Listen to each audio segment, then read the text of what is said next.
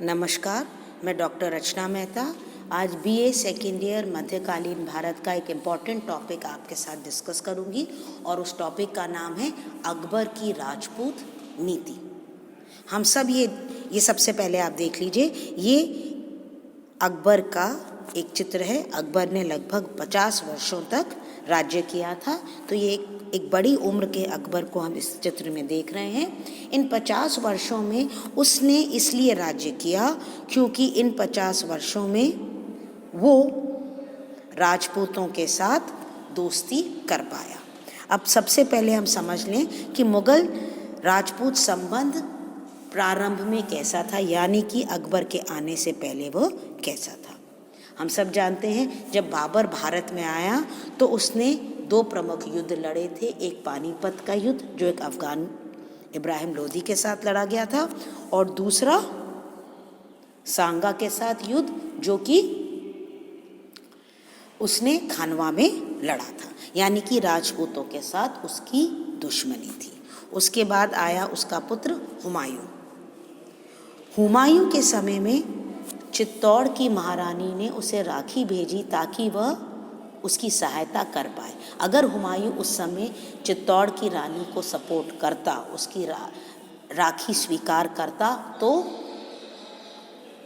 बहादुर शाह से वह युद्ध लड़ता और राजपूतों की सहायता प्राप्त कर लेता। मगर हुमायूं ने ऐसा कुछ नहीं किया, इसलिए हुमायूं के काल में भी राजपूतों का सहयोग मुगलों को नहीं मिला। ये सब मैंने डिटेल्स आपको इसलिए बताई ताकि आपको ये समझ में आ जाए कि अकबर ने एक नई नीति का सूत्रपात किया और वह था राजपूतों के साथ सहयोग। अब हमें समझना है कि अकबर ने राजपूतों के साथ सहयोग क्यों किया, यानी कि उसके राजपूत नीति के प्रमुख कारण।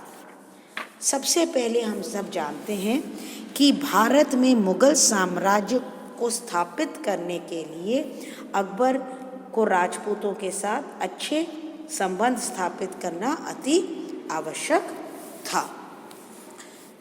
वह जानता था कि क्योंकि वह दूरदर्शी था कि राजपूतों की सहायता के बिना हिंदुस्तान में मुगल साम्राज्य को स्थायित्व नहीं मिल सकता, इसलिए उसने राजपूतों का सहयोग प्राप्त करना अनिवार्य किया। दूसरा है भारतीय विद्रोहियों पर अंकुश। भारत में बहुत सारे विद्रोह हो रहे थे, नेचुरली वो मुगलों को यहाँ से हटाना चाहते थे। उन मुगलों को सपोर्ट करने के लिए अगर राजपूत उनके साथ होंगे तो चाहे वो शाह अबुल माली का विद्रोह हो, चाहे शाह मंसूर का विद्रोह हो, चाहे मिर्ज़ा हाकिम का षड्यंत्र हो, वो आराम से इन विद्रोहों को ख़त्म कर सकता था अगर उसे राजपूतों की सहायता है। तीसरा, अफ़गानों पर नियंत्रण। हम सब जानते हैं कि अफ़गान मुगलों के कट्टर दुश्मन थे। बाबर ने नींव डाली, मगर हुमायूं को उखाड़ फेंका था शेरशाह नामक एक अफ़गान ने। तो अगर अफ़गानों को कंट्रोल करना है तो उनके अगेंस्ट में एक और पावर को इम्पोर्टेंस देनी चाहिए। ये अकबर की सोच थी और इसीलिए उसने राजपूतों के साथ मित्रता स्थापित करी। मुगलों का विदेशीपन दिलाना, छुपाना। मुगल अपने आप को विदेशी नहीं भारतीय बनाना चाहते थे, इसलिए उन्हें भारतीय राजाओं का सपोर्ट, जिसमें राजपूत प्रमुख थे, लेना आवश्यक था। हम सब जानते हैं अगला पॉइंट कि हुमायूं जो था वो जब भाग रहा था तो एक राजपूत शासक ने ही उसको तनहा दी थी और अकबर एक राजपूत शासक के यहाँ ही पैदा हुआ था। और इसके बाद ये तो हम सभी जानते हैं कि राजपूत जो थे वो उनका शौर्य और सैनिक बल बहुत अधिक था, तो उनकी सहायता लेकर अकबर की सेना भी शक्तिशाली बन सकती थी। अब सब नेक्स्ट पॉइंट जो हमको समझना है कि उसने इसको क्रियान्वित किस प्रकार से किया। पहला, वैवाहिक संबंध स्थापित करके, दूसरा संधि वार्ता के द्वारा और तीसरा सैनिक वार्ता के द्वारा। उसने सबसे पहले भारमल जो आमेर के शासक थे उनकी पुत्री के साथ विवाह किया और उसके बाद बीकानेर और जैसलमेर की राजकुमारियों के साथ भी विवाह किया। सलीम का विवाह भी मारवाड़ में वो जो शासक था उनके साथ हुआ। सलीम आप जानते हैं अकबर का ज्येष्ठ पुत्र था जो बाद में जहांगीर के नाम से प्रसिद्ध हुआ। दूसरा जो अकबर का तरीका था वो था संधि वार्ता। उसने बीकानेर, मारवाड़ और जैसलमेर इन तीनों राज्यों के साथ संधि वार्ता का भी सहारा लिया।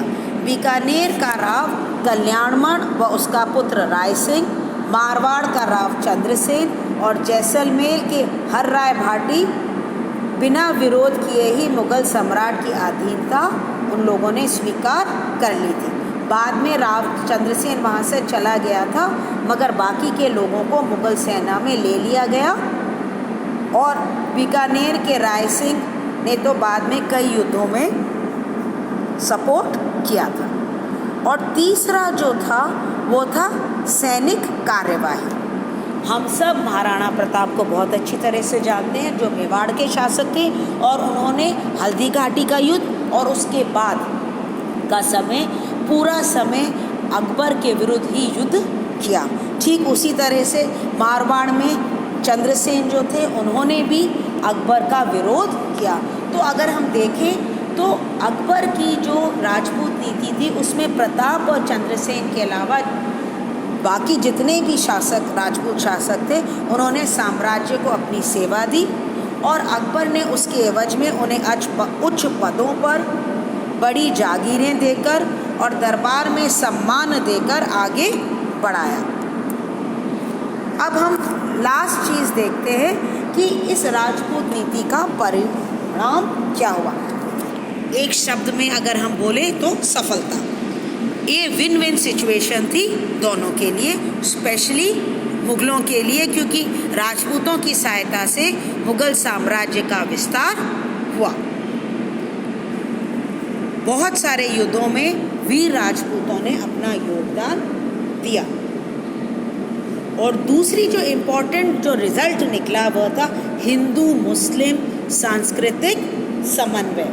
अभी तक मुसलमान और हिंदू एक दूसरे को साथ मिलकर नहीं देखते थे, मगर अब हमें कॉम्पोजिट कल्चर की हिंदू मुस्लिम यूनिटी की बात जो करते हैं उसमें हम अकबर की राजपूत नीति को एक महत्वपूर्ण स्थान देते हैं, क्योंकि इसी राजपूत नीति के कारण अकबर ने अपने आप को शक्तिशाली बनाया और राजपूतों की सहायता से एक हिंदू मुस्लिम सांस्कृतिक समन्वय स्थापित किया।